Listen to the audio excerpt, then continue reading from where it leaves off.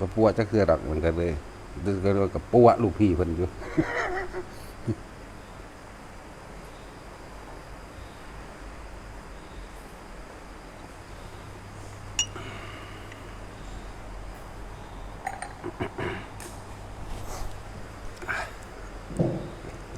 เลยนั่งสมาธิเผ็ดนะเห็ดเป็นอยี่บ่ล่ะนี่เป็นกับเห็ดตัวเวลานอนจึงหมูปลึงเลยหลวดมันจังว่าเสียทรง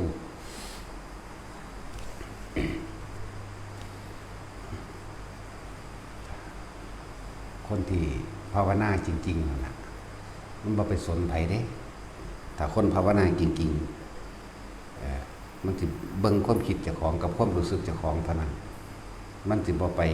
ทะเลาะเบาแหวงถกเถียงกับไผแต่มันคือเอาหมู่พระเนียนเฮานี่แหละภิกษุสงฆ์สามเณรเฮานี่สิแต่มันคุยกันก็คุยกันว่าไปไสมาไสหรือบอกกันหรือถามหาของนั่นนี่สิบ่มีความคิดเห็นมาคมคีกันสิว่าเอาแพ้ว่าเอาชนะกันเด้หรือถ้ามันคุยกันก็คือต้องสนทนาธรรมเกี่ยวกับประสบการณ์ตนเองหรือสภาวะต่างๆที่มันเกิดขึ้นกับตัวเองนี่ฉันถูกต้องแต่สิมาจ้องจะผิดผู้นั้นเฮ็ดผู้นี้บ่เฮ็ดนั่นบ่ถูกเด้อแล้วก็ลงความเห็นกันก็เพราะว่ามีความคิดเห็นเป็นใหญ่นั่นแหละมันจังค่อยถ้าตำหนิอันนั้นตำหนิอันนี้บอกแล้วว่าไปเสียดหยังบ่เฮ็ดหยังก็สร้าง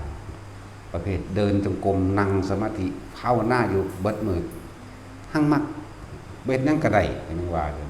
หั่งมักบอกรวมๆว่าถ้าคนภาวนาจริงๆเขาสิเบิ่งพยายามจับผิดตัวเองจับผิดความคิดเจ้าของเองให้มันกลับขึ้นมาอยู่ในความรู้สึกตัว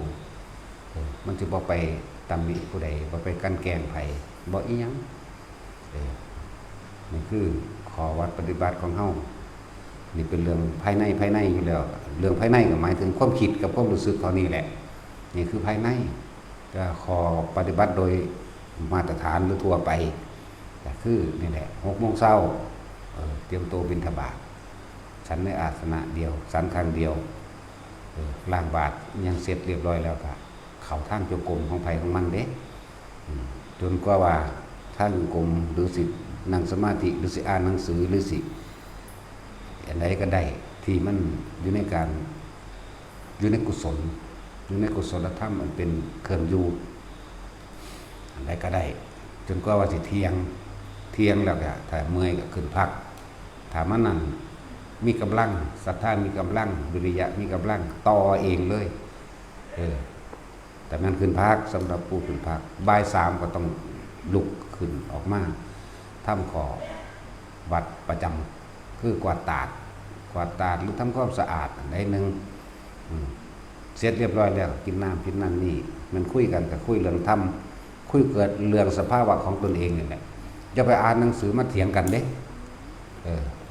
ความรู้นั่นผู้ใดอ่านแล้วก็จดจำไว้แต่ปฏิบัติของไผของมันเด้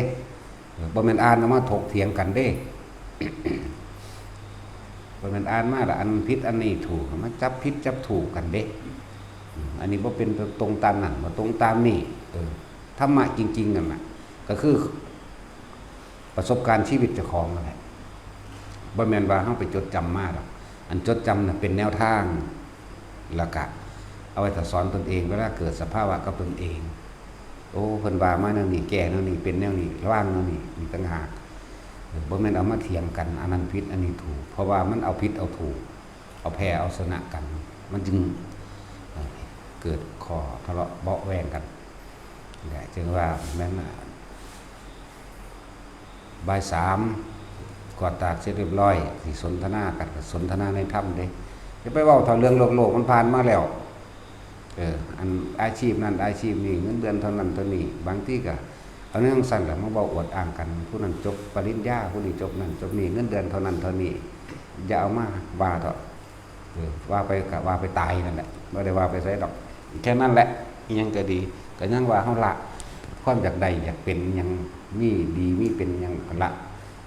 ลืมมันแล้วนี่สิคนขึ้นมาใหม่เฮ็ดหยังนะแหละคุยกันแล้วก็แยกย้ายไปเฮ็ดส่วนตัวไผตัวมัน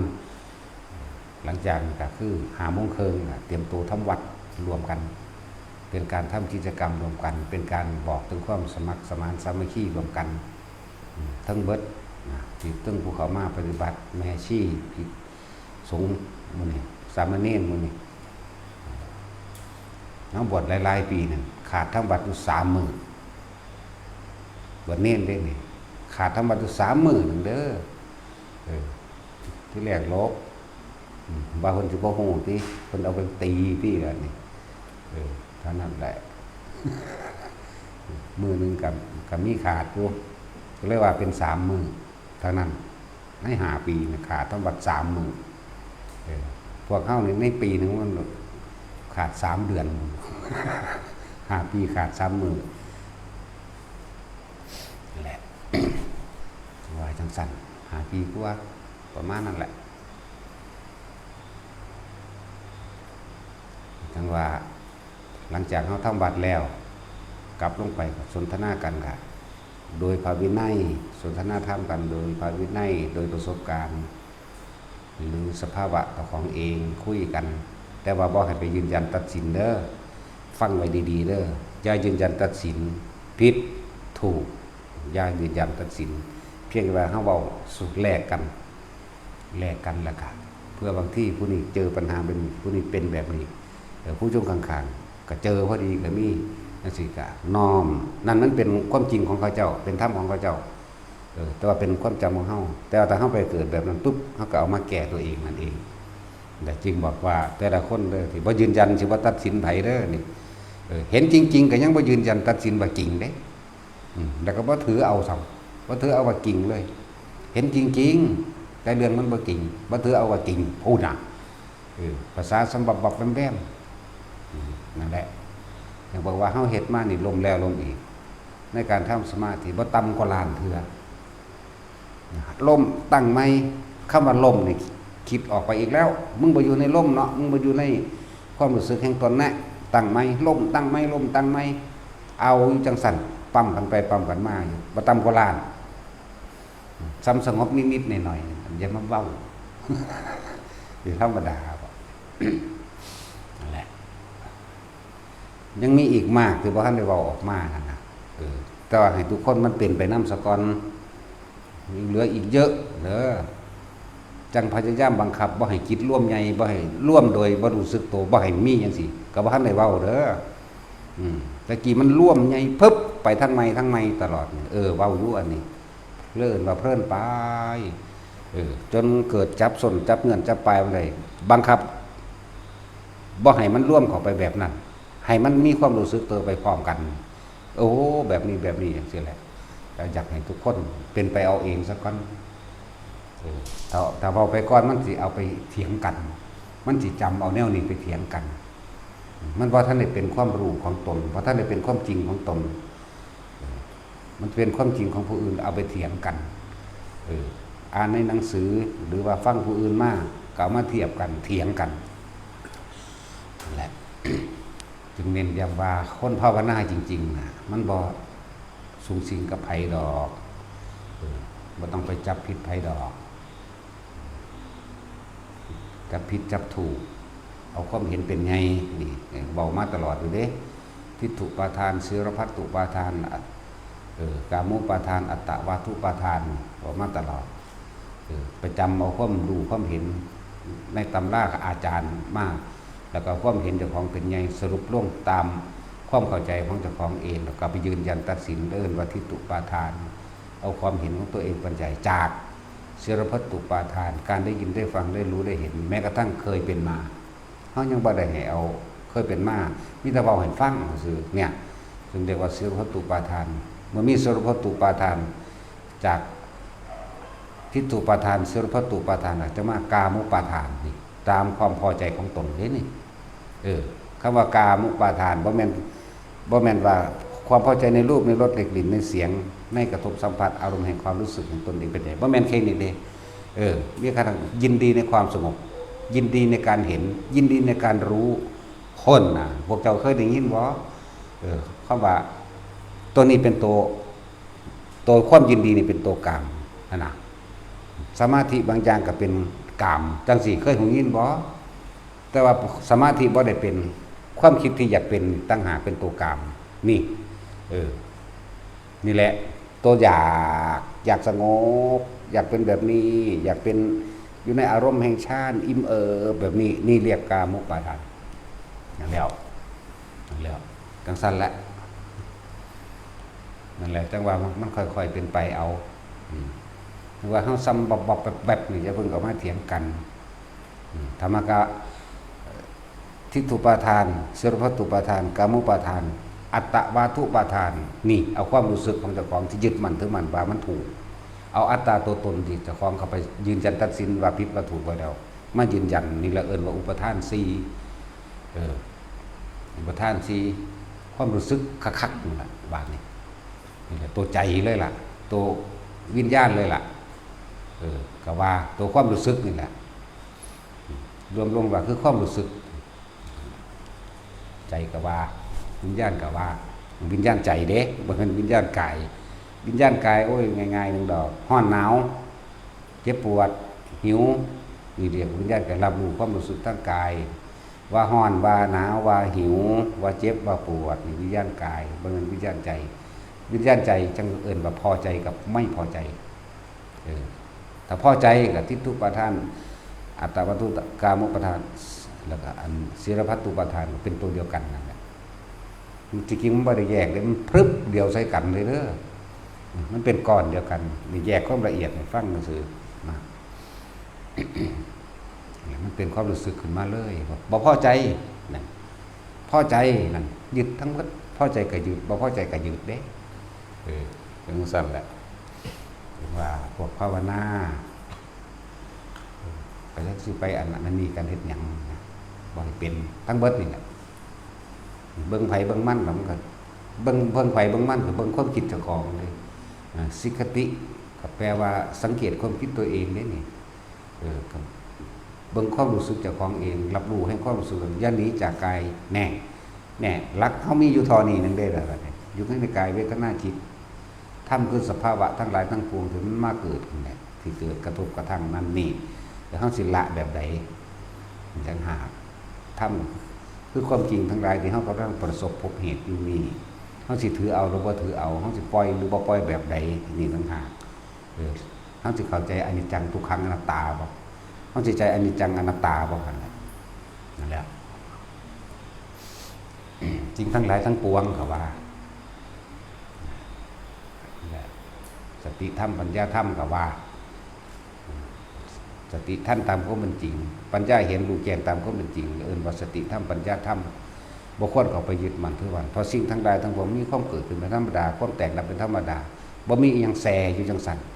บ่มีอีหยังเที่ยงบ่มีอีหยังจีรังจังยืนบ่มีแส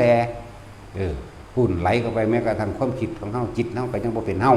บ่ดะมันก็คิดของมันเป็นหน้าที่มันนั่นแหละสติธรรมปัญญาธรรมแนวแน่นิ่งอยู่ในสัมมาสมาธิถ้ามันเข้าสู่สัมมาสมาธิสัมมาวิมุตติมันก็เกิดทั้งตัวหลุดพ้นตามความเป็นจริงบ่แม่นหลุดพ้นแบบคิดเอาสัมมาวิมุตติร่วมมาจากคนเด็กสิบอกให้สัมมาทิฏฐิสัมมาสังกัปโปวาจากรรมตัวอาชีววายโนสติสมาธิสัมมาวิมุตติถ้าตัวหนึ่งถูกแล้วก็ถูกทั้งหมดหรือว่ามรรคมีองค์8เนาะแต่สัมมาวิมุตติเป็นตัวที่เก่าหางบ่ได้เอามาร่วมหมู่ดอกแต่ว่าการร่วมใดเพราะว่ามันพอท่านมันสิมาบางนี้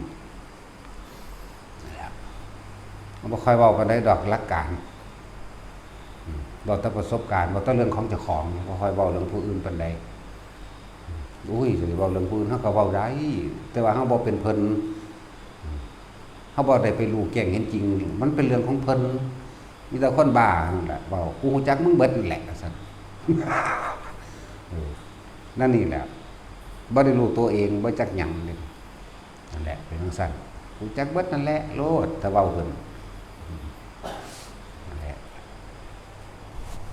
เฮา รู้จักแต่เฮานั่นแหละมันบ่จักไผบันไดดอกแค่นำมาเว้ามายกตัวอย่างซื่อเวลาเว้ายกขึ้นมาเพื่อบูชาคุณพ่อแม่ครูอาจารย์มันอาจารย์องค์นั้นองค์นี้มันก็ว่าไปสั้นแต่จังว่าขอวัดปฏิบัติเจ้าของก็มีอยู่แล้วบ่ต้องไปว่าไผครับเขาเฮ็ดก็เป็นบุญกุศลของเขาเขาบ่เฮ็ดก็เป็นอกุศลของเขาก็แล้วแต่นะเฮาบ่ได้เป็นเจ้าของนรกเฮาบ่ได้เป็นเจ้าของสวรรค์ครับเฮาบ่ได้เป็นเจ้าของนิพพานเด้ว่าล่ะถึงบอกว่าบ่ให้ไปยืนยันตัดสินซึ่งกันและกันถ้าสิคุยกันก็คุยธรรมะซะอย่าไปคุยเถาะโลกมันนะมันถ้าท่านได้เบื่อเพราะเกิดมาโดนคักก็ดีก็ยังเทียบให้ฟังอยู่มื้อเช้านี่ก็ดีแม่น้ำในมหาสมุทรทะเลทั้ง4นี่เพิ่นรวมน้ำทั้งเบิดในโลกทั้ง4เด้โลกนี้โลกมนุษย์เฮาอยู่เดี๋ยวนี้เอิ้นว่าชมพูทวีปโลกอุตรกุรุทวีปโลกอยู่ทางทิศเหนือมาแล้วทั้งสั้นแล้วอมรโคยามในทวีปโลกปุเพวิเตหะทวีปโลกทิศตะวันตกเฉียงใต้แม่น้ำทั้งเบิดนี่ร่วมกันแล้วเฮาเกิดมานี่ไปฆ่าคนฆ่าสัตว์เลือดที่มันไหลกองกันหลายยิ่งกว่าแม่น้ำในมหาสมุทรทั้ง4แล้วก็เฮาถือคนฆ่าเลือดไหลหลายกองยิ่งกว่ามหาน้ำในมหาสมุทรทั้ง4นี่แหละอันนี้เว้าเรื่องของพระพุทธเจ้าดอกอันนี้เฮาบ่ฮู้ดอกแต่เฮาเอาในตำรามาเว้าฟังเปรียบเทียบเอาพระพุทธเจ้าเว้าอันนี้นั่นแหละบัดนี้คูณเบิ่ง2เท่าเด้อเกิดมาถูกผู้อื่นฆ่าเลือดก็ไหลปานนั้นแล้วและเราฆ่าผู้อื่นก็ไหลปานนั้นอีก2เท่ามั้ยเบิ่งดูบาดนี่เข้าใจบ่บาดนี่คือว่าเรื่องการเกิดเป็นมนุษย์มันยากคือหยังนี่แน่แต่พอแยกย่อยให้ฟังว่ามันยากแบบใดพวกเจ้ายังเพลิดยังหลั่นลายังบ่รู้จักทีบจักแดนยังสนุกสนานกินเหล้าเมายาบาปบุญสวรรค์นรกบ่มีดอกเรื่องตัวเด็กน้อยจังซี่ว่าแต่เฮามาบอกมาเทียบเบิ่งเด้อนี่คนในโลกมนุษย์ตอนนี้น่ะถ้ามันฆ่ากันลงมาแน่แล้วนี่น่ะเหลือ 7,000ที่ว่ามัน200กว่าล้านมันเหลือเอา 7,200 ซะอันกลัวมันเริ่มตายไปเรื่อยๆแล้วสั่นแล้ว 7,200 ล้านบัดนี้ยังนับจำนวนได้จากสำเนาทะเบียนโลกทะเบียนประเทศนี่ยังนับจำนวนได้เฮาก็บ่ได้ไปนับดอกคนข้างว่ามาจังซี่ก็ว่าไปน้ำมันนั่นแหละมันใดก็บ่รู้คือกันมันทำบ่ได้อยากพิสูจน์ก็ไปขอเบิ่งทะเบียนประเทศไทยว่ามีคนจักคนทะเบียนแต่ละประเทศ150ประเทศไปนับเบิ่งแล้วมารวมกันมันรู้ซะบ่แม่นเนาะจังซั่นล่ะบัดนี้ไปนับเบิ่งปวกเด้อเอาโพ่นเดียวเท่านั้นแหละหลายกว่าคนในโลก 7,000 กว่าล้านเข้าใจว่าล่ะปวกโพ่นเดียวจอมปวกจอมเดียวหลายกว่าแล้วปวกทั้งหมดในโลกนี่เท่าใดนั่นแหละเทียบเบิ่งดูง่ายบ่ง่ายว่าเนี่ยการเกิดเป็นคนปวกในโลกเท่าใดแล้วก็ปวกบ่แม่นมีชนิดเดียวอีกเด้มีหลายชนิดอยู่เด้เนาะเห็นบ่ล่ะพวกหัวสั้นก็ว่าพวกใกล้น้อยก็ว่าแน่มันยังแยกออกไปอยู่เนาะพวกกินไม้พวกกินดินก็ว่าน่ะเบิ่งพวกก็ยังแยกออกไปสั่นล่ะคือคนก็ยังแยกออกไปนั่นแล้วบัดนี้มดเด้มดดำก็มียังมาแยกเป็นมดดำขิวอีกอยู่มดดำไฟใหญ่กัดตวดเขาเก็บคือยังนี่หามื้อนี่เนาะแต่สินตวดขึ้นตื่นพุ่นแล้วธรรมดาบ่บัดนี้มดแดงที่เฮาไปแง่ใครมันมากินก็มีเนาะแบบมดแดงไฟก็ยังมามีอีกอยู่นี่แหมแล้วมดแดงนี่น้อยอีกชนิดนึงเด้เฮาไปคิ้วๆเด้มดแดงน้อยอีกอันนึงบ่กัดไผดอกตั้งคิ้วๆแน่เบิ่งดูหมดก็มีจักชนิดนั่นแล้วสั้นแล้วนี่แหมปวกก็หมดติเหลือล้นแล้วซ้ำนี่นับประมาณบ่ได้ดอกเด้นี่ไล่เบิ่งดูปลาจักชนิดบัดไล่เบิ่งดูช้างม้าวัวควายสัตว์ต่างๆนานาสารพัดจนถึงที่เฮาต้องใส่กล้องจุลทรรศน์เบิ่งเอาพวกน่ะแบคทีเรียคนเด้นจักบ่ล่ะอันปากพวกเจ้าเน่าเหม็นน้ำหมูน้ำขี้มูกน้ำลายในท้องเฮามื้อนี้สัตว์เด้นั่นน่ะ นี่แหละไล่ให้ละเอียดนั่นแล้วทั้งสั้นแล้วคิดว่าเทียบกันได้บ่วันนี้บ่ได้ขนง่วกับเขาง่วคือเพิ่นเบาไว้นั่นน่ะมันบ่ผิดดอกแต่เพิ่นพระพุทธเจ้าพุ่นแล้วเว้าแต่เฮาสิเถียงพระพุทธเจ้าขนวัวล้านตัวกับเขา2เขาเท่านั้นนี่ไปสวรรค์นี่ไปนิพพานเท่านี้ขนงัวล้านตัวจังสิจะขนแล้วเนาะแล้วที่เถียงตื้มอีกเราเอาโกรธซะเถียงนำเข้าไปอีกเลยมันเป็นจังสี่แน่นอนอยู่แล้วล่ะแล้วตาเฮาบ่เห็นอีกเด้อมันยังล่ะที่ว่าสบะเปรตมันนรกมันเนาะจังซั่นแล้วเทวดาก็มีอันนี้เอาเฉพาะมนุษย์ไปเทียบนี่นับประมาณบ่ได้นะเดี๋ยวยังพากันสนุกสนานเพลิดเพลินความนั้นความนี้อยู่ว่ายังสิเอาความเห็นของตนเองมาเอาสนะผู้นั้นสนะบ่นี้อยู่สนะก็มีก็แพ้เท่านั้นแหละค่ายแพ้แก้วัฏฏะสงสารทั้งนั้นน่ะถูกหลอกบัดนี่แหละจังหวะเน้นย้ำเข้ามาหาการสังเกตความคิดเจ้าของเองกับความรู้สึกเจ้าของเองเห็นอยู่แค่นี้ความคิดเวลามันไปคิดถึงไผ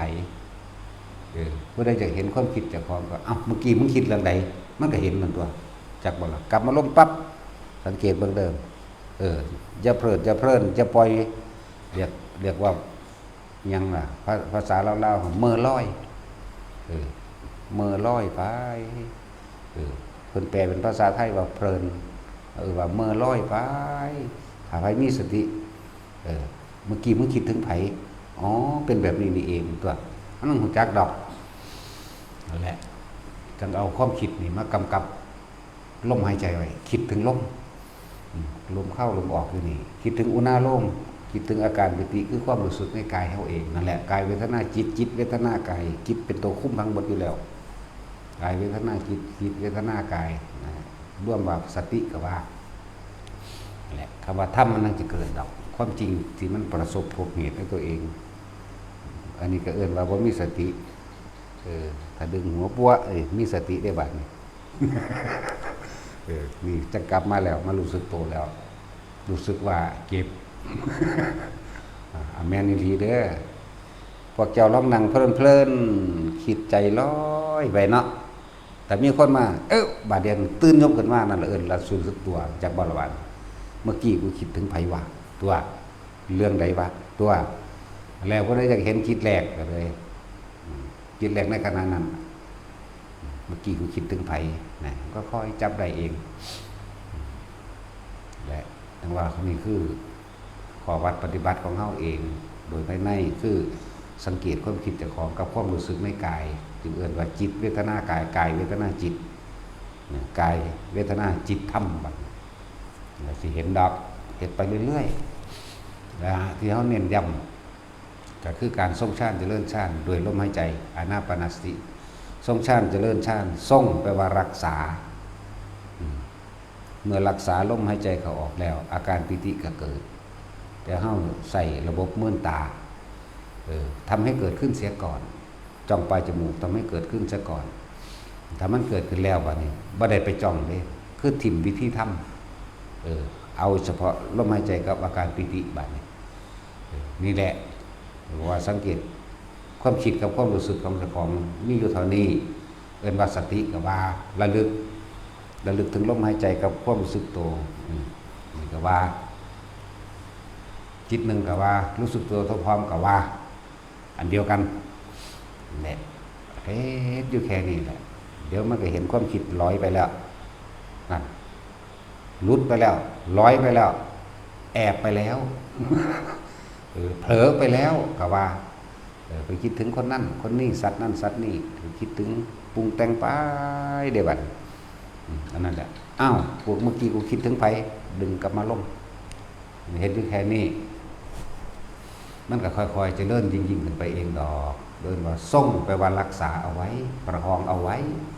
ทรงฌานจะเลื่อนฌานวันนี้มันก็ค่อยตั้งมั่นไปก็เลยว่าจะเลื่อนฌานก็แปลว่าเพ่งในลมนี่แหละมันก็ค่อยตั้งมั่นแล้วก็เกิดกลายเป็นสมาธิเองดอก แบบมันเฮาเริ่มชินแล้วชำนาญนี่แล้วก็เกิดกลายเป็นความตั้งมั่นแปลว่าบ่คิดถึงสิ่งอื่นหรือจิตร่วมมันร่วมอยู่ไสจิตร่วมแปลว่าบ่คิดถึงผู้อื่นบ่กระจายความคิดออกไปถึงญาติถึงเรื่องราวต่างๆถ้าบ่กระจายก็มันร่วมในร่มนี่กับอุณาโลกนี่สำหรับเฮาใส่หลักสูตรนี้เด้อกรรมฐานมี40เฮาตัดเอามาหม้องนี้ตัดเอาว่าเฮาต้องทำความรู้สึกให้เกิดขึ้นที่ใดที่หนึ่งจึง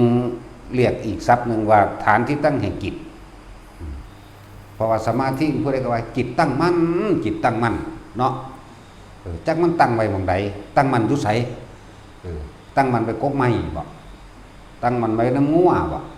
แต่กิตาสินมีงัวบ่นี่ขายแล้วถาดงัวเรียกว่าตั้งมั่นไว้น้ำรถบ่น้ำหน้าบ่ตั้งไว้ในเรื่องเล่าต่างๆอยากให้เป็น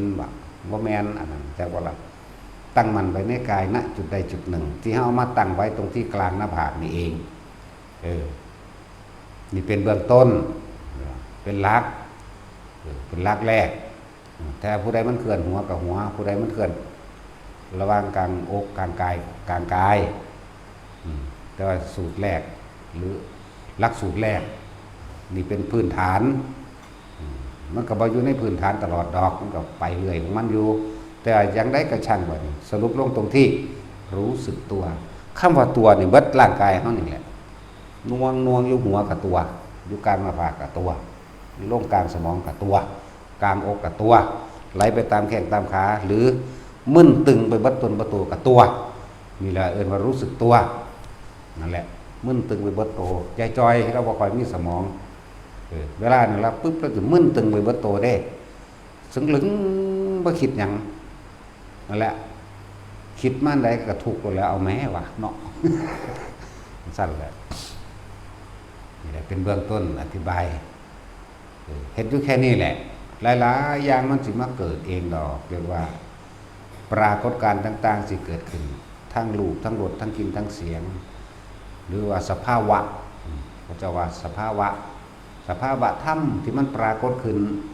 สินะปรากฏการณ์นะว่าปรากฏการณ์ก็ว่ายันคนบ่เข้าใจนะก็เลยต้องว่าหลายๆแปลหลายๆแบบปรากฏการณ์เกิดขึ้นกระทบกระทั่งเกิดขึ้นสภาวะเกิดขึ้นเห็นนั่นหูนี่นั่นแหละจังว่าถ้าเห็นแล้วเสียจังไดนะนี่ก็ทุกคนก็พอเข้าใจไปหลายอย่างนั่นแหละแต่ที่เน้นย้ำคืออย่าไปเบิ่งผู้อื่นให้เบิ่งเจ้าของผู้อื่นบ่ได้เฮ็ดให้เฮาพ้นออกไปจากความเวียนว่ายตายเกิดได้เด้เขาบ่ได้เฮ็ดให้เฮาได้เด้หรือเฮาก็บ่ได้เฮ็ดให้เขาได้อีกนั่นบ่ซั่นเฮาก็เฮ็ดให้เขาบ่ได้ถึงจังว่าอยู่ว่ามันบ่แม่นเจ้าของนรกเด้บ่แม่นเจ้าของสวรรค์พร้อมเนาะเจ้าบ่ได้เป็นเจ้าของนรกเจ้าของสวรรค์เด้แล้วคือเขาว่าผู้นั้นถ้าไปทำบุญหม่องอื่นสแกนกรรมโลดตกนรกโลดโว้ยอีเจ้าของนรก แต่ทำเพิ่นจังไปสวรรค์กับสวรรค์มึงแล้วเนาะพอมึงเสียได้เอาจังซี่เห็นบ่ล่ะแหละจึงว่าอย่าไปใส่ใจอย่านำเขามาเขาบ่แม่นเจ้าของสวรรค์นรกเฮาก็บ่แม่นเจ้าของนรกสวรรค์คือกันจริงอยู่ที่ตัวเองเด้อบ่ทุกอย่างถ้ามันเฮ็ดในกันใดพระเจ้าก็เฮ็ดดอกว่าเนาะภาษาหยังกับเฮานั่นแหละว่าให้เบิ่งคนที่เกิดรวมสมัยพระพุทธเจ้าตกนรกก็บ่อึดเห็นบ่พี่น้องเพิ่นตกหลายพี่น้องเพิ่นตัวไปล่ะสุปพุทธะจังซี่นั่นบ่ล่ะลูกพี่ลูกน้องกันในพี่น้องเพิ่นสำตัวนั่นน่ะน้องพ่อเพิ่นสำตัวนั่นน่ะแม่นบ่ล่ะน้องพ่อหรืออ้ายพ่อบ่ลืมแล้วมีแล้วถ้าเว้าเรื่องของผู้อื่นมันชื่อว่าได้เทวทัตพวกนี้แม่นบ่ล่ะกับพี่น้องเพิ่นตัวนั่นน่ะ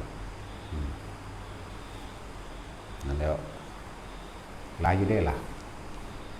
ไปนิพพานก็หลายตรงนรกก็หลายไปสวรรค์ก็หลายจังซั่นแล้วแต่ว่าเพิ่นบ่ได้เป็นผู้เฮ็ดให้เด้เพิ่นบ่แม่นเจ้าของสวรรค์เด้เพิ่นก็บ่แม่นเจ้าของนรกอีกเพิ่นก็บ่แม่นเจ้าของนิพพานอีกแล้วเพิ่นก็บ่แม่นเจ้าของถ้ำอีก ความจริงแต่มันมีอยู่แล้วปรากฏอยู่แล้วขึ้นอยู่กับตัวเฮาสิมาเบิ่งเจ้าของเองทีเดียวนั่นแหละบอกว่าเวลาคุยกันก็คุยเรื่องประสบการณ์ของเจ้าของเองถ้าเอาเรื่องผู้อื่นมาปุ๊บมันสิเถียงกันเด้อเอาเรื่องผู้อื่นหรือเป็นประวัติพระพุทธเจ้าเป็นประวัติสาวกองค์นั้นองค์นั้นเรื่องเล่าแบบนั้นแบบนั้นส่วนมากสิเอาความเห็นเจ้าของไปหักล้างกันถกเถียงกันผิดถูกแม่นบ่ล่ะที่มันเถียงกันอยู่นี่แหละคำสอนไผก็สร้างถ้ามันหลุดพ้นได้มันก็บ่ต่างกันเพราะว่ามันคือธรรมเข้าใจบ่ล่ะนี่บ่ต้องไปว่าของไผหรอกบ่ต้องไปจำกัดว่าต้องพระพุทธเจ้าเท่านั้นดอกพระปัจเจกให้สอนเพิ่นสั่นแม่นว่าล่ะเพิ่นคือรู้เอาเองเด้อล่ะแม่นบ่กันแล้วหลายอย่างโคตรดอกที่เฮาบ่ทันได้เว้านะจะให้ทุกคนเป็นไปเรื่อยๆซะก่อนสิ่งที่เพิ่นบ่นำมาสอนก็หลายสิ่งที่เฮาบ่นำมาเว้าก็หลายคือกันต้นตระกูลภาษาจังซี่ว่าท่านมีไผเว้าเด้เนาะมาจากไสภาษาคูโบดมีบ่คูตาบมีบ่พรหมณีมีบ่มาภาษาต่างดาวเนาะสัมภาษากิเลสเนี่ยโอ้ยมันมีอยู่แล้วแต่สิมันเคยยินว่ากิเลสมันเอิ้นกันบางใดมึงเว้ากับปวกได้หรือยัง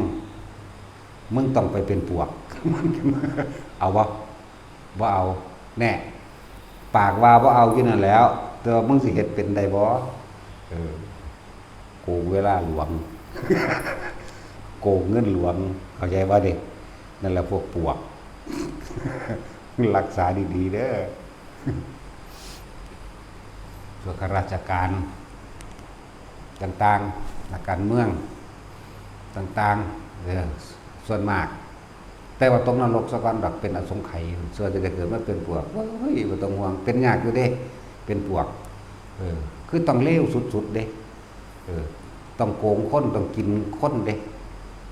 ต้องโกงต้องสารพัดในการตั๋วเด้กินเงินแผ่นดินงบแผ่นดินเด้มันเลยพอใจในการสิกินดินนี่จักว่าล่ะกินดินกินไม้แห้งไม่ผุแม่มันสั่นเด้หัวไว้และมันสิเว้าถึงผลพลอยได้ของอานิสงส์การทรงชาติเจริญชาติเด้อผลพลอยได้เด้อบัดนี้บ่ได้แม่นจุดหมายตรงๆแต่ว่าเป็นผลพลอยได้คนที่ทรงชาติเจริญชาติด้วยลมหายใจเข้าออกเป็นผู้มีสติอยู่กับลมหายใจเข้าออกประกอบไปด้วยมีอาการปิติเกิดขึ้นตรงกลางระหว่างคิ้วหรือปิติอย่างอื่นก็ช่างมันก็คอยแทรกแซงขึ้นมาเองดอกนะเป็นเหตุให้บุคคลทั้งหลายเราเป็นผู้เจริญด้วยโภคทรัพย์ทั้งหลายโภคทรัพย์เครื่องอยู่เครื่องกินเครื่องใส่เครื่องสอยตลอดทั้งอาชีพการงานคนเอื่นเราจะเริ่มโดยโภคทรัพย์ทั้งหลายด้วยว่าเมื่อเฮาอยู่ในลมหายใจอาการปิติเกิดได้ศีลในขณะนั้นก็เกิดขึ้นแล้วเป็นบริสุทธิ์จิตก็ตั้งมั่นดีแล้วเป็นสมาธิบุญได้เกิดขึ้นแล้วอันเป็นบุญใหญ่อันเกิดจากการภาวนาภพได้ดับลงในขณะนั้นไม่ต่อไปภพอื่นภวะแปลว่าภพนาแปลว่าใจมันหยุดคิดหยุดภพจากวละบุญได้เกิดขึ้นแล้วอกุศลกรรมทั้งหลายในถึงขณะที่ว่าเวลาจักให้ผลไม่ได้เหมือนกับคำสุภาษิตที่พระเจ้าไว้ที่ลบไพ่ทั้งหลายอันหมู่มานอินพรหมทั้งหลายไม่อาจสามารถทำอันตรายได้เลยคืออานาปานสติเห็นบ่ล่ะจักสิแม่นบ่ล่ะกับไผแล้วเนาะนั่นแหละในขณะนั้นบ่ว่าสิเป็นทั้งมนุษย์และอมนุษย์ตลอดทั้งอกุศลกรรมเก่าไม่อาจสามารถที่จะให้ผลได้ในขณะที่เราอยู่ในลมหายใจนี้ในลมนี้บุญมันเกิดส่วนเป็นเจ้ากรรมนายเวรมาหรือแม้กระทั่งเป็นญาติแห่งเราเองม่านทั้งหลายเจ้ากรรมนายเวรทั้งหลายหรือเป็นญาติแห่งเราเองหรือผู้มิใช่ญาติก็ช่างกลับไม่เห็นแสงสว่างอันเกิดขึ้นในระหว่าง หนึ่งวาของตัวเองกลางออกนี่คนทรงชาติจากบนวงรอบตัวเองไปได้เลยเจ้ากรรมนายเวรได้บุญกุศลไปจากบนแม้จะเพียรพยายามกูบ่อภัยให้มึงกูจะฆ่ามึงอย่างเดียวนี่เปรียบเทียบเด้อแต่ว่าก็ไม่อาจสามารถทำอันตรายได้นั่นจึงเกิดว่ามารทั้งหลายไม่อาจสามารถทำอันตรายได้จากบนเทวดากระสร้างเทวดามิจฉาก็มีเด้พวกอิจฉาเทวดาอิจฉาก็มีเด้นั่นแหละเทวดามารพรหมทั้งหลายทั้งมนุษย์และอมนุษย์ไม่อาจสามารถทำอันตรายเราได้บางในพวกที่เขาตกทุกข์ได้ยากโมทนาสาธุบุญน้ำมันดีกว่าเว้ยนั่นแหละจึงเกิดการอโหสิกรรมซึ่งกันและกันได้จากวันนี้สมมุติว่ามันมีเจ้ากรรมนายเวรจะลอยหนึ่งสุดนี้มาปุ๊บเอาสองคนนี้โมทนาบุญแน่หายไปละสองเห็นบ้านี่แล้วก็ค่อยๆหายไปเรื่อยหายไปเรื่อยเขามาโมทนาแล้วก็พวกที่เป็นญาติเท่าเดพวกดีเดบ้านี้เขาก็โมทนาเหมือนกันอยู่แล้วพวกนี้พวกดีนี่ได้เปรียบได้กำไรพวกนี้โมทนาน้ำแมงบัดอยู่นี่เห็นบ่โมทนาสมมติว่าได้ผู้ละ1 คะแนนนี่ดีว่าดีได้หลายก็ผู้เฮ็ดมันโมทนาจักว่าล่ะนั่นแหละเมื่อบัดนี้สุเป็นญาติของเขาเองหรือว่าเป็นญาติกันซะเขาเกิดมีกำลังบุญกำลังอย่างต่างๆของเขาเองเขาจะกลับมาช่วยเหลือเราเองโดยที่เราไม่ต้องขอจากบาลบาทอันนี้ นี่ไปทั้งเป็นเหตุแห่งความเจริญซึ่งโภคทรัพย์บางทีเขาบอกภาษาง่ายๆผู้ใดทรงชาติเจริญชาติไปแล้วใจเย็นเป็นคนประคิดมากบ่ค่อยประสาทโรคประสาทลดลงจากว่าอะไรก็เป็นคนใจเย็นเวลาไปติดต่อการงานการเงินกับผู้คนทั้งหลายมันสิมีสติในความเปรียบเทียบว่าอันนี้ควรอันนี้บ่ควรถ้าบ่ได้ดังใจปุ๊บมันก็ใจเย็นคือเก่าจากบ่ล่ะและส่วนมากจักสมหวังมากกว่าในอาชีพในการเงินการงานนี่เอิ้นว่าเป็นเหตุให้เจริญซึ่งโภคทรัพย์การเงินการงานดีขึ้นเงินบ่ขาดมืองานกับบ่ขาดเขินค่อยๆเป็นไปเลื่อนว่าเป็นเหตุแห่งความเจริญซึ่งโภคทรัพย์อันนี้เด้อนี่เป็นผลพลอยได้อันหนึ่งบ่แม่นจุดหมายตรงคือนิพพานจักว่าล่ะนี่เป็นแค่ผลพลอยได้คนที่ปรารถนาพระนิพพานคนที่ต้องการจุดหมายนิพพานเดียวมันสิเอาแนวมื้อนี้ล่ะมาล่อมาลากเข้าใจบ่ล่ะล่อเฮาไว้ให้เฮาบ่มีเวลามาปฏิบัติธรรมเลยนะยากน้ำหนักเงินเอาไปมันเลยออกนอกตาหักก็มีจักว่าล่ะยากน้ำหนักเงินยากน้ำคุ้มงานยากน้ำลูกน้องนะจังซั่นแต่ถ้าคนเข้าใจเทคนิคในการปฏิบัติธรรมแล้วบ่ยากเลยการทำงานกับการปฏิบัติธรรมอยู่นำกันเลยจากว่าล่ะไปพร้อมกันได้เด้อบัดนี้นั่นแหละจึงบอกว่าให้ทุกคนมาฝึกเอาเด้อคำว่าปฏิบัติธรรมของเฮาเองคือการสังเกตความคิดกับความรู้สึกของเจ้าของหนึ่งดอกโลกก็ไม่ช้ำธรรมก็ไม่เสียไปตีคู่กันเลยสะสมไปเลยตัวจะเอานิพพานเลยทีเดียวมันก็บ่ได้ดอกมันก็ค่อยๆเป็นค่อยๆไปนั่นแหละเพราะว่าหยังมันก็หลายอย่างอยู่ในเหตุผลกลไกของไผของมันนั่นแหละโอ้ยยังยากอยู่โลดเนาะคันจักรวยอยู่นี่แล้วถึงสั่นแล้วมันหลายอย่างนี่คือเหตุเจริญแห่งโภคทรัพย์อันนึงนะเพราะเข้าใจแล้วว่าเทวดามารพรหมทั้งหลายบ่อาจสามารถทำอันตรายเฮาได้แต่เฮาทรงชาติได้แล้วเจ้ากรรมนายเวรหรืออกุศลกรรมเก่าเมื่อมาถึงแล้วว่าอาจสามารถทำได้จากบนเว้นตาการมรณะอันนี้ห้วยตายก็ตายตัวมันตายในชาติไหมเนาะไปเลยตัวผมยังตั้งกับพรหมโลกแล้ววะยิ่งพวกฟังธรรมอยู่ยังสี่แล้วมันมีมรรคผลนิพพานมันมีโสดาสกิทาคาติดซอยหอยตามไปด้วยซ้ำแม้นว่านั้นก็ย่อมมีพระสูตรติดซอยหอยตามไปพร้อมเข้าใจว่านี่คือการได้ยินได้ฟังเครื่องนำทางแห่งชีวิตจากบ้าน การได้ยินได้ฟังธรรมะ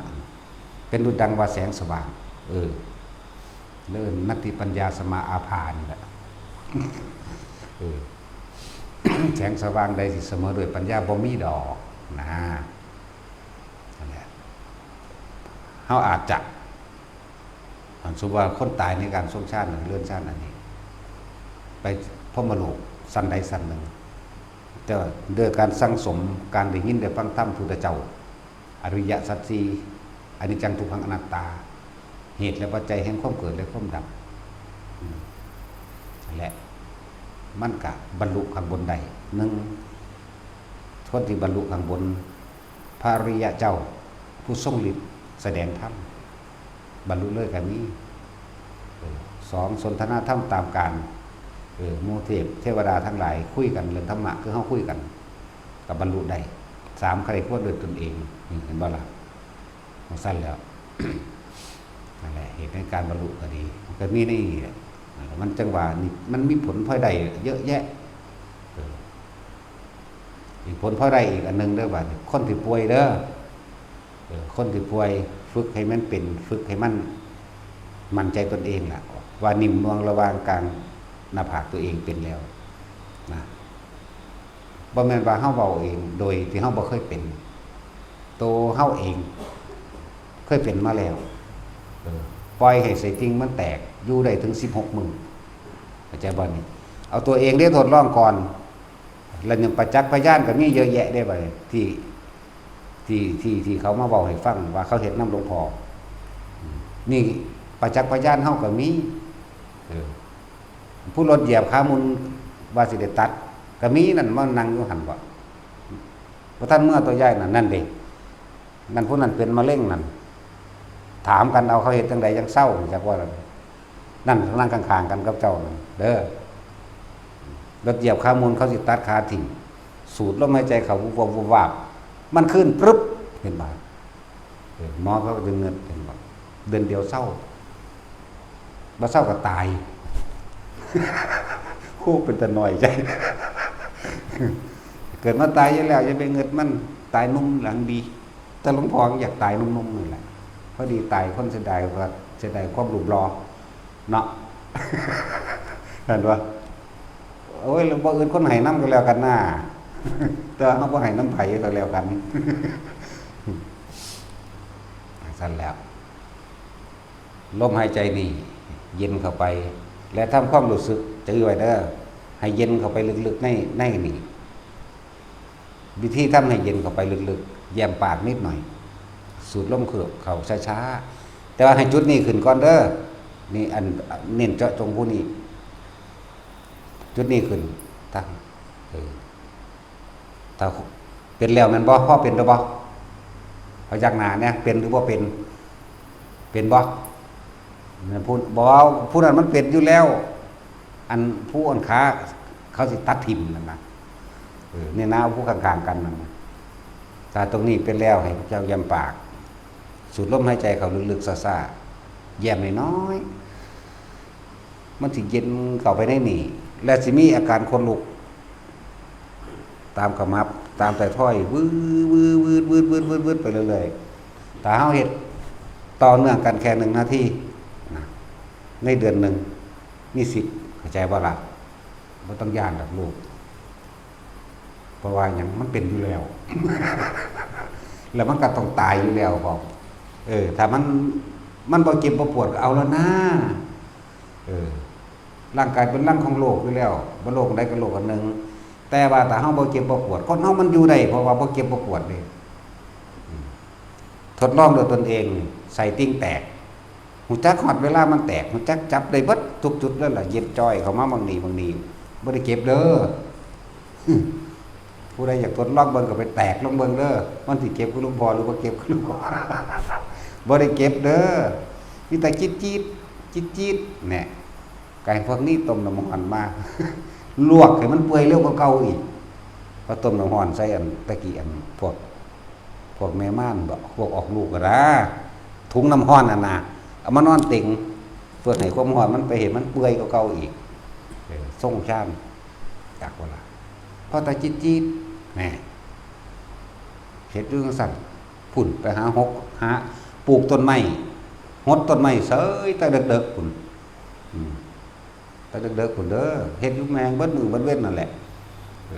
บาดมันปวดเขามาก็นั่งลงจักน้อยแย้มปากที่ไว้เด้อผู้ใดอันนั้นวือขึ้นแล้วก็เคลื่อน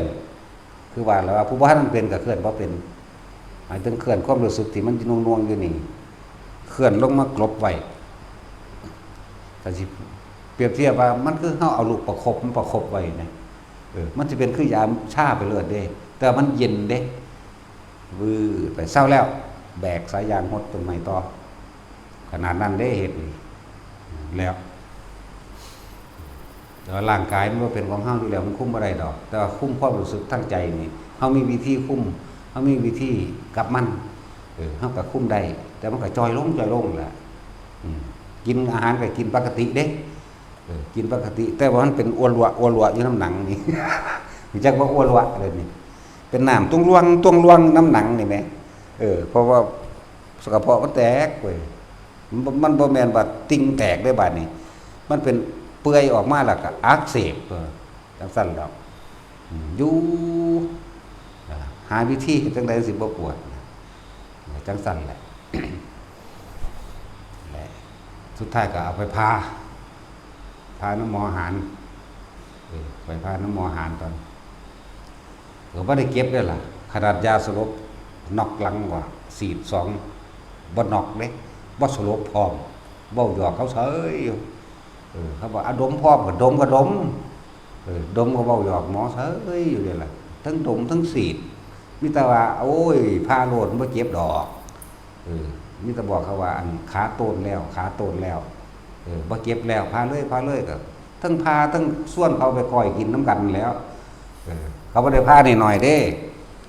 มันบ่ได้แม่นดัดใส่ติ้งแล้วมันอักเสบแตกบักใหญ่เปื่อยอะหยะแล้วพี่ก็พาลงมานี่เขาก็แหวกออกเขาก็งัดขึ้นมาได้ว่าซั่นแล้วบางตับเป็นตะกินคือหยังนี่แซ่บ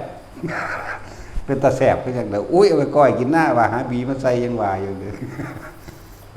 เขาก็ดึงเส้นนั่นดึงเส้นนี่ไขมันเขาก็ดึงออกสูบน้ำออกได้20กว่าลิตรน้ำที่มันค้างได้นี่แปลกประหลาดบ่ล่ะ20กว่าลิตรเด้อ22ลิตรนี่แหละแล้วน้ำที่มันค้างตุ้งรวงตั้งล่างนี่แหมมันไหลออกพี่มันไหลออกเขาก็ปาดออกเลยปาดทีเดี๋ยวแถมซ้ำมันยุ่มมันกระเพาะน้อยก็เก้าอีกหาม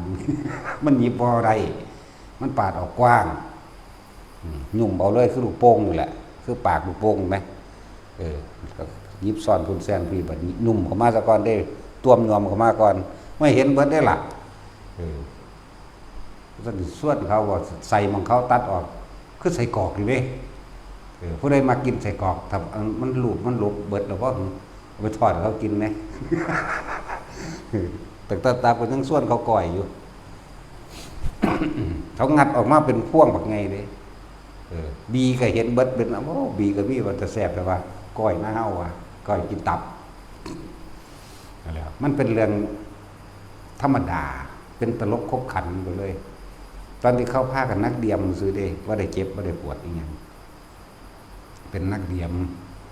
ดอกหมอเฉยอยู่หมอเขาก็หัวอยู่สั่นคนไข้อารมณ์ดีบัดนี้มันกับเป็นตะมีกำลังใจตัวเนาะสั่นแหละ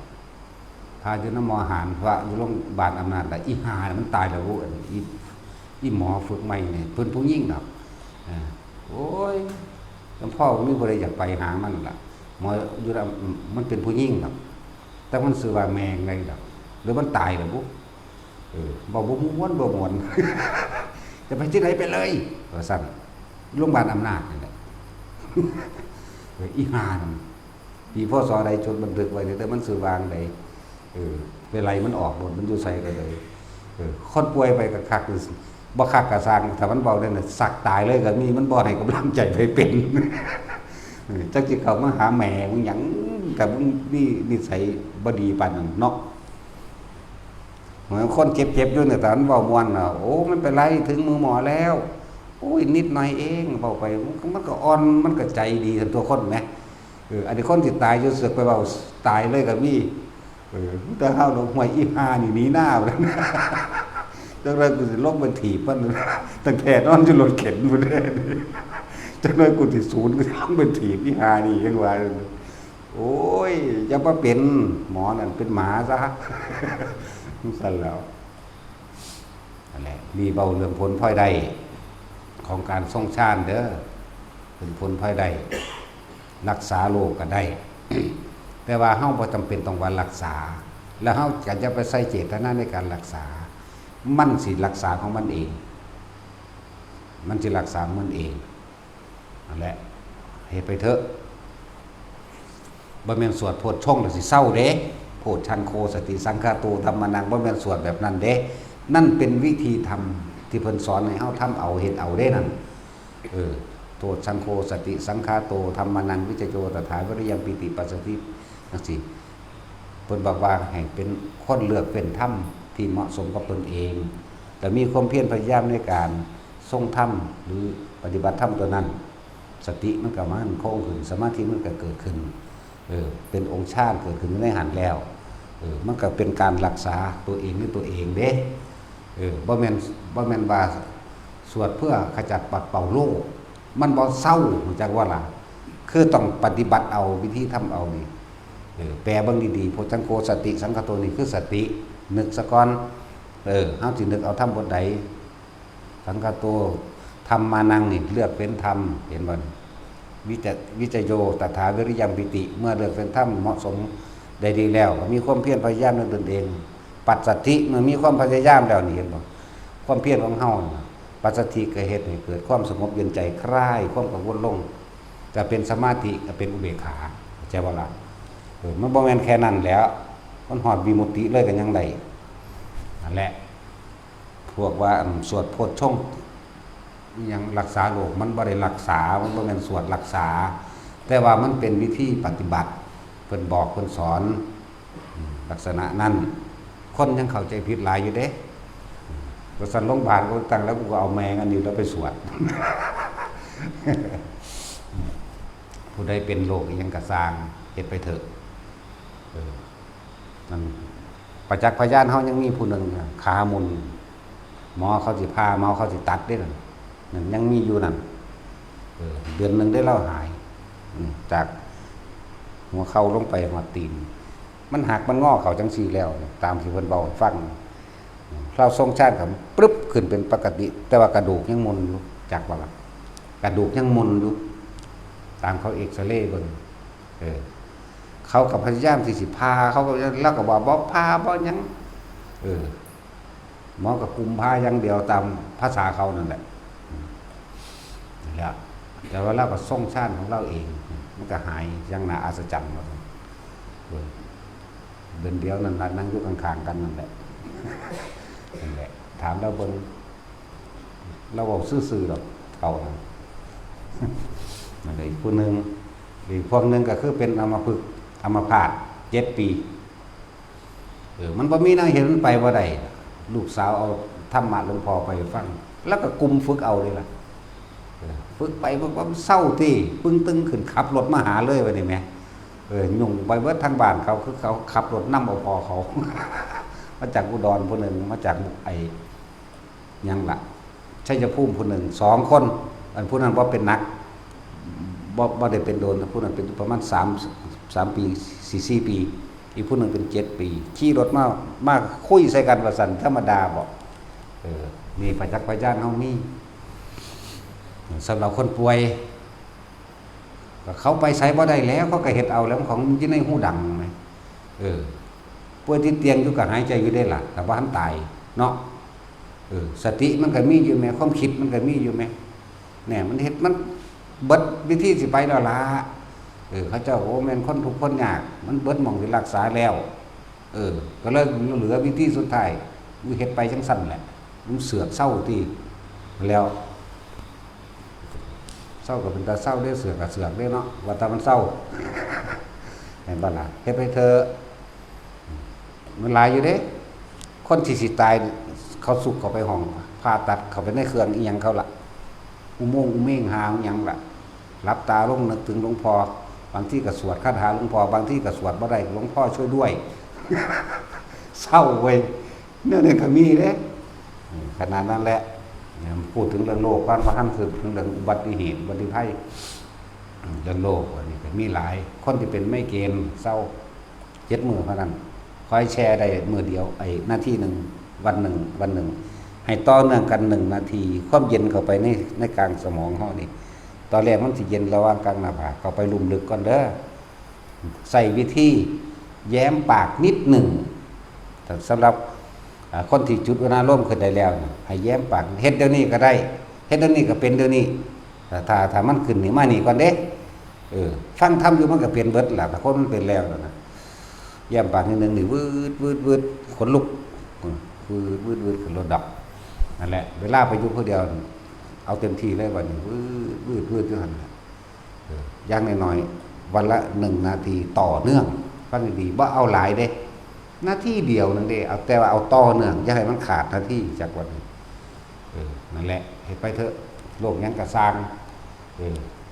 มันเศร้าก็ดีบ่เศร้าก็ตาย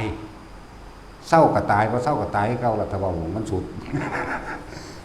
อะไรให้ไปเถอะแต่ตายในความหมายมันต่างตายอยู่เด้อ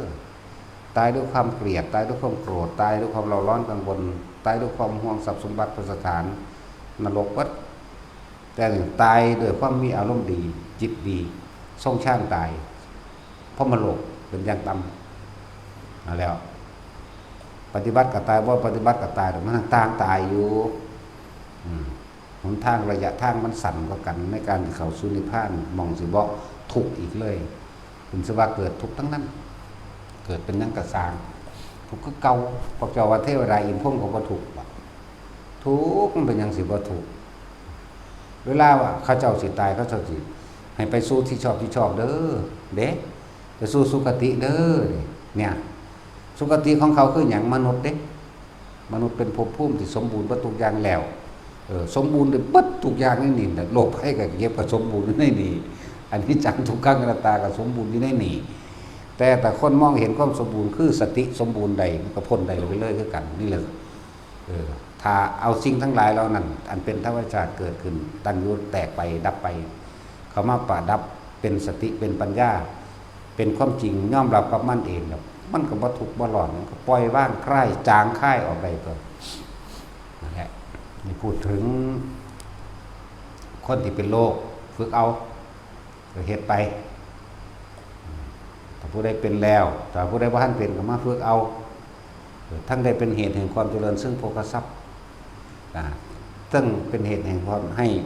โรคภัยไข้เจ็บนี่นักก็เป็นทุเลาเบาบางลงจนถึงกับหายได้บางคนว่ากำหนดตาย15 มื้อเด้อมัน15 ปีแล้วท่านตายอยู่ก็ยังมีอยู่เด้ล่ะเอาละมาเฮ็ดเอานี่สำหรับโลกสำหรับเรื่องอุบัติภัยต่างๆบ่ว่าสิเป็นรถชนหลายเคสแล้วรถชนที่คนได้ฮู้ข่าวหลายๆแน่ก็คือบักลำเพิ่นวงศกรเด้ซะมันก็เห็นของมันประจำอยู่แล้วเนาะผู้ใดก็กว้างๆแน่ข้อคนได้เห็นแน่มันดังกันรถส้นรถตู้มันเด็ดสัตว์แต่ว่าธรรมดารถต้องแล่นแง่เข้าไปนี่ต้องบีบมันไว้แต่ว่ามันเป็นนั่นคือพาออกมาได้นั่นแหละคือความอัศจรรย์อันนึงแต่ถ้าอธิบายได้อยู่องค์ชาติที่ห่มมันไว้ปึ๊บตัวนี้มันสิพาออกมาเลยพาวัตถุออกมาได้เลยแล้วก็มันนั่งอยู่ข้างล่างจังซั่นแล้วนั่นแหละนี่สำหรับพวกอุบัติเหตุต่างๆบัดเฮาเลยไปยังยกความดีให้กับปาฏิหาริย์เนาะเป็นอิทธิปาฏิหาริย์ก็องค์ชาติเจ้าของรักษาเจ้าของเองสำหรับคนที่หูกว้างไกลๆแน่มันมีชื่อเสียงมันเป็นนักร้องทั้งนักล่ำนำนั่นแหละคนสิรู้จักหลายมันก็ออกข่าวให้เบิ่งแม่ซั่นล่ะนี่เป็นตัวอย่างนึงตัวอย่างพวกเขาบ่ดังก็บ่อึดฮอดฝรั่งพุ่นพูดมาจากต่างประเทศมาเว้าให้ฟังบ่รู้ว่ารถเป็นจังได๋รถชนกระเด็นไปตั้ง20 เมตรเนาะซั่นบ่แม่นมันว่า30พุ่นว่าซั่นเอาหนักกว่าเก่าอีกตัวนี้ว่าเลื่อนน้อยๆอยู่มือนี่มันก็เว้าให้ฟังได้ว่าเป็นจังได รถยังใหญ่ๆน่ะบิ๊กไบค์บ่บิ๊กแปลว่าใหญ่แม่นบ่ไบแปลว่ากึ่งมันสิใบแมงบ่หึมดูเสียงมันเนาะส้นเอาเต็มที่ฟงไปบักไกล30 เมตรเลื่อนน้อยๆในขณะที่ลอยขึ้นไปเลยมันดับพึบจากว่าล่ะมันก็บ่หูเมื่อเลยมันกิ่งไปเลยมันบ่หูเมื่อมันไปหูเมื่ออยู่โรงพยาบาลมันหูเมื่อขึ้นมานี่มันเลื่อนน้อยๆนี่ก็เป็นอัศจรรย์อันนึงแต่เฮาอธิบายไว้คือองค์ชาตินี่หุ่มไว้เป็นคือลูกโป่งหุ่มไว้นี่แม่ใสๆนะหุ่มไว้ไปพุ่นอีนึงก็อีปามหรือบักปามมันได้ใส่รถส้นแง่เขาจังซี่ซั่นตัวมุนเอาเหาะตัวรถมันก็เลยบักอ้วนนะเฮาเอิ้นมันมาประจำดอกพอมันก็ผมยาวๆสกปรกดอกพอมันมักเลาะมักแวะอีหยังบ่เลวผมก็เป็นผมขี้เหือนก็บ่พากันตัดออกจักเทื่อแล้วก็มาประจำดอกมัน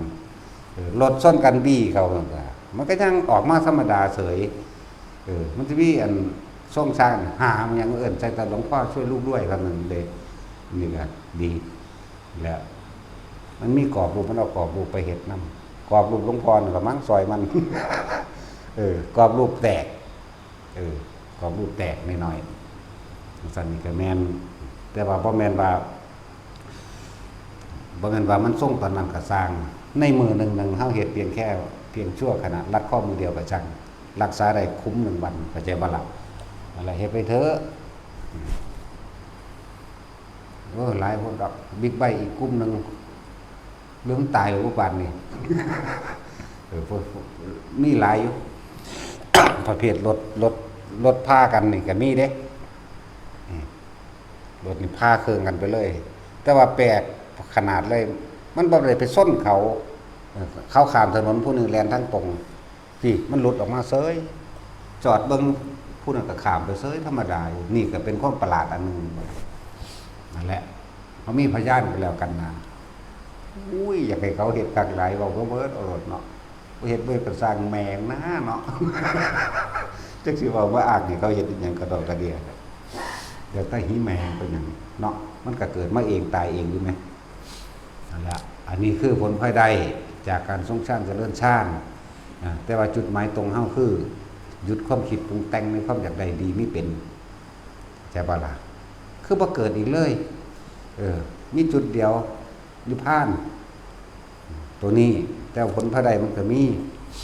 นั่นแหละแต่ทั้งใดก็สร้างทั้งมนุษย์และอมนุษย์ก็เริ่มมีความรักในเฮาปกป้องคุ้มครองเฮาเองเด้นี่ก็ผลพลอยได้เด้นี่อมนุษย์สิเป็นเทวดาก็สร้างพวกสัมภเวสีพวกเปรตหยังก็สร้างบักอยากมาอยู่ใกล้เฮาเด้แต่ถ้าคนย่านก็ว่าผีหลอกอีกแล้วถ้าเจ้าบ่มีบุญจ้างเขาก็บ่มาดอกเด้อสิบอกให้เด้อจ้างเขาก็บ่มาผีกับผีจนกับจนลำบากลำบนมันสิเอาหยังมาเอาน้ำเฮาคนมีบุญเท่านั้นเทวดาก็อยากอยู่ใกล้สัมภเวสีก็อยากอยู่ใกล้ผีเปรตก็อยากอยู่ใกล้เขาบ่ได้มาหลอกเด้อพวกเห็นผีพวกเห็นเปรตนั่นน่ะเขามาขอบุญส่วนกุศลเขาอยากอยู่ใกล้นั่นขอบ่ขอมันให้บ่ให้ก็สร้างถ้าได้อยู่ใกล้แล้วมันเปรียบดุจดังว่าได้เข้าพึ่งพาร่มเงาไม้ใหญ่มันห่มมันเย็นจากว่าล่ะมันสั้นแล้วถ้าคนเฮาว่าขอบุญนี้จงถึงแต่ท่านผู้นี้ก็ว่าไปถ้าเห็นนั่นน่ะมันก็หายตัวหนีดอกมันนั่งว่าออกไปเห็นดอกเห็นกับตาก็เห็นมาบ่แห้งนั่นล่ะเปลี่ยนสุดเบิ่งเลยก็ได้บ่แม่นใส่กางเกงเด้คำว่าเปลี่ยนสุดมีแต่หนังหุ้มกระดูกมากสิขอบุญนี้จงถึงแด่ท่านผู้นี้ซ้ำนี้หนึ่งเด้อล่ะเปลี่ยนร่างใหม่เลยบักงามมาเลยลอยเวียนรอบสะกอนกลับลงมาไหว้สะกอน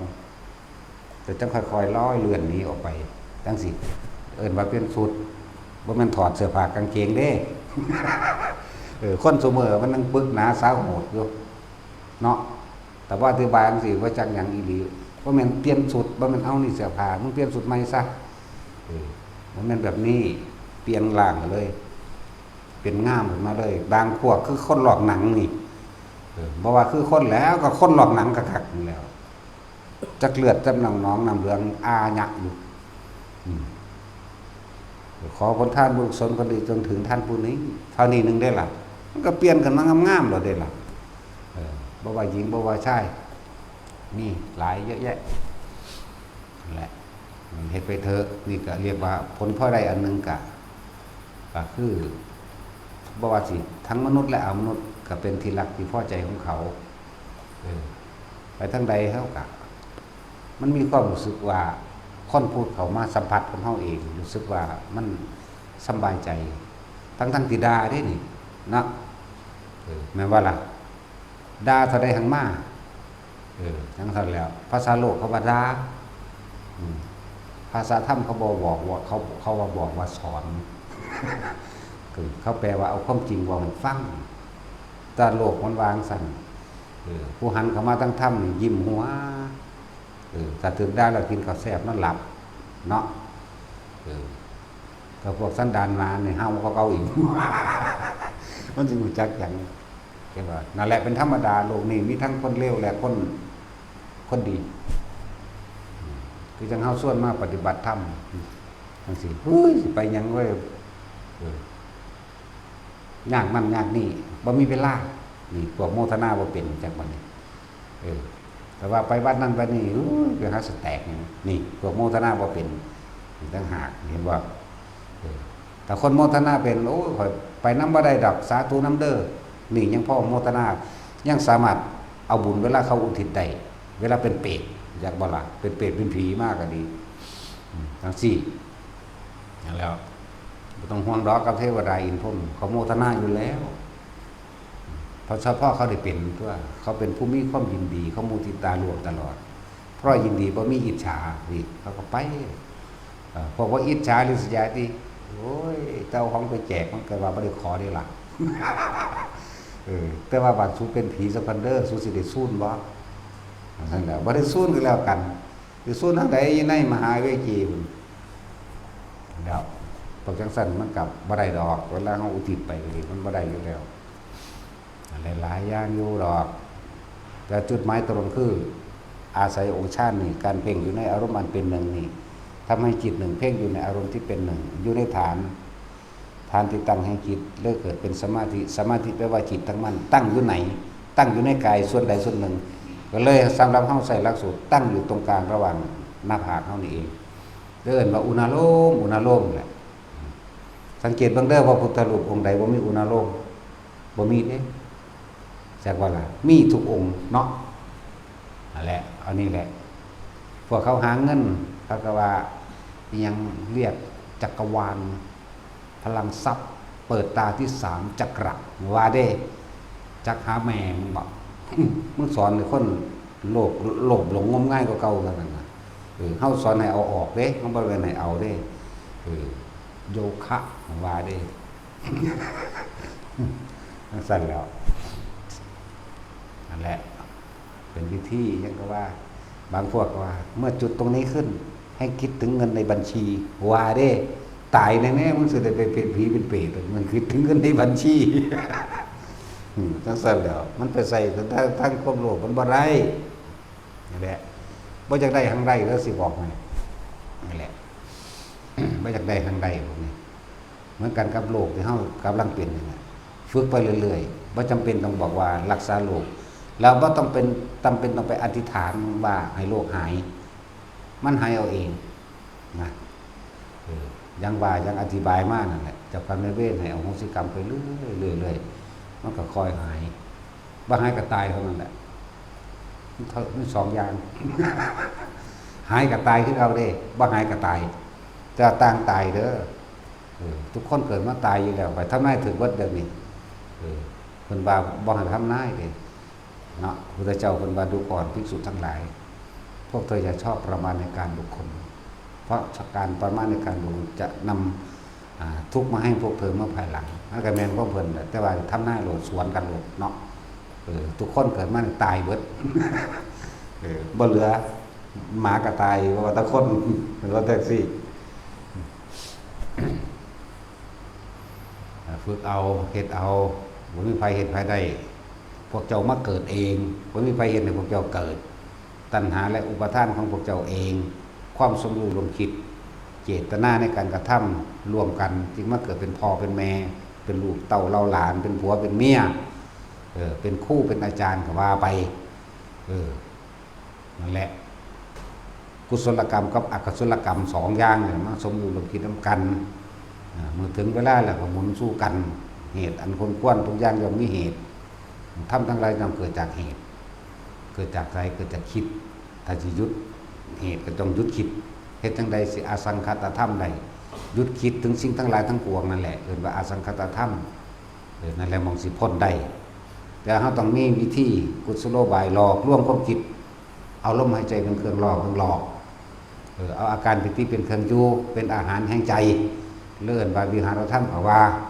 ปิติเป็นอาหารของหมู่พรหมเด้อเขากินปิติเด้ภาษาเฮาซื่อๆเด้อิ่มด้วยอาการปิติสุขเรื่องสั่นปลื้มเรื่องสั่นจากว่าหลังเลื่อนว่าอาหารของหมู่พรหมทั้งหลายคือปิติพวกใดฝึกทรงชาติจะเลื่อนชาติเป็นบ่เอาดอกซ้ำสวรรค์หาหกสั่นบ่เอาพรหมเลยจากว่าหลังเอามาอย่างมันหน่อยต่ำเนาะแต่สิที่สุดเลยคุณบ่เอาอย่างเลยผลทั้งคักนั่นแหละเพื่อสิคืบข้านเข้าไปสู่จุดสูงสุดคือบ่กลับมาเกิดนั่นคือจุดสูงสุดคือนิพพานเท่านั้นนอกนี้เป็นแค่เครื่องอยู่เครื่องเล่นคนเฮามันบ่ทันได้ตายเฮ็ดจังไดมันสิบ่ฟุ้งบ่ซ่านเฮ็ดจังไดมันสิบ่ฮักผู้นั้นสั่งผู้นี้บ่ผิดบ่ถูกกับผู้นั้นผู้นี้นี่แหละจึงหาวิธีอื่นว่าทรงชาติเจริญชาติหรือวิหารธรรมก็ว่าไปนี่ให้มีเครื่องอยู่คนเฮานั่นน่ะเรียกว่าอาหารแห่งความรู้สึกเอาเน้นย่อจอเข้ามาอีกความรู้สึกของคนเฮาส่วนมากนะรักคนนั้นห่วงคนนั้นเกลียดคนนั้นอยากให้คนนั้นตายมีความรู้สึกพอใจกับไม่พอใจกับบุคคลสัตว์สิ่งของอันอื่นดินฟ้าอากาศฝนกระสูนให้มันได้ดีใจกับมันก็ได้แต่ฝนตกหลายน้ำท่วมตกแม่ยังกระดอกกระเดียแท้นั่นเห็นบ่อารมณ์บ่พอใจเป็นบ่แต่ฝนตกมาดีใจเด้น่ะตั้งสี่ในแม่สิได้ให้ดำหน้าต้นไม้ต้นกล้าปูสิดีแม่นว่าล่ะแน่ฝนก็ยังเป็นอารมณ์ใดแดดก็เหมือนกันเป็นพวกพ่อข้าบ่มักฝนเด้เนาะพวกพ่อข้านั่นถามพญาค้อนพวกพ่อข้าแต่ฝนตกมาจมเด้ทั้งฝนทั้งลมได้มานำกันเนาะอุ้ยนั่นนี่ฟ้าบ่ลึงตึงตื่นมาแมงยังย่ำนี่ว่าเด้กระเสยมันมาย่ำใด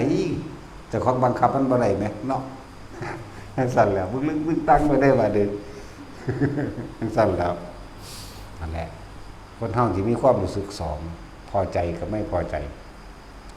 บุคคลสัตว์สิ่งของดินฟ้าอากาศและเรื่องราวต่างๆของผู้อื่นบ่เคยอยู่นํตัวเองอยู่แต่กับผู้อื่นสิ่งอื่นแต่อาการปิติของเฮานี่เรียกว่าอยู่ในตนอยู่ในกายแห่งตนนี่กายเวทนาจิตเวทนากายอยู่เฉพาะของมันเองแล้วเฮาสิเห็นสิ่งทั้งหลายทั้งปวงมีความเกิดมีความดับเองดอกเอิ้นว่าธรรมกายเวทนาจิตธรรมแต่ผู้ใดอยู่มีสติระลึกรู้ในความรู้สึกแห่งกายใดคนที่ตายในลมหายใจใดบ่กลับมาเกิดจักว่าล่ะเป็นอนาคามีไปเลยเบิดอารมณ์ในความยินดีพอใจในรูปรสกลิ่นเสียงตัดขันธ์ห้าตัดสักยะทิฏฐิโตเดียวเท่านั้นนะครับมีอย่างว่าอันนี้ส่วนโซดาบันเขาเอิ้นว่ายอมรับความตายซื่อๆเด้แต่ว่าความอะไรยังมีอยู่หันจักว่าคือแท็กซี่ล่ะเนาะยังคิดฮอดเมียอยู่เด้หันว่าล่ะว่าได้เมียผู้เดียวนี่สิจากได้ผู้อื่นอีกว่าไกลจากได้คือเก่าเด้อบ่ได้ว่าสิพ่อผู้เดียวเด้ออีขี้เกียจหาวมึงฟังไว้โลดนี่เป็นความจริงหรือสิบอกใครมึงบ่กล้าตัวมึงดอกกูบ่ตัวมึงดอกแต่ว่าถ้ามันเว้าหาแก้วผู้เดียวแหละแต่ตาซึ้งเงียงเบิ่งอีกผู้นึงป้าตัวอีดีก็ว่าเด้เหลือเบิ่งเมียเจ้าของกวนขี้เกียจป่วยเดินสั่นเติมอยู่เนาะว่าแท็กซี่มึงตัวอะไรไอ้สั่นแล้วให้เมียมันตีมันประกาศตีเมียเนาะ สั้นๆแล้วเอาสวัสดี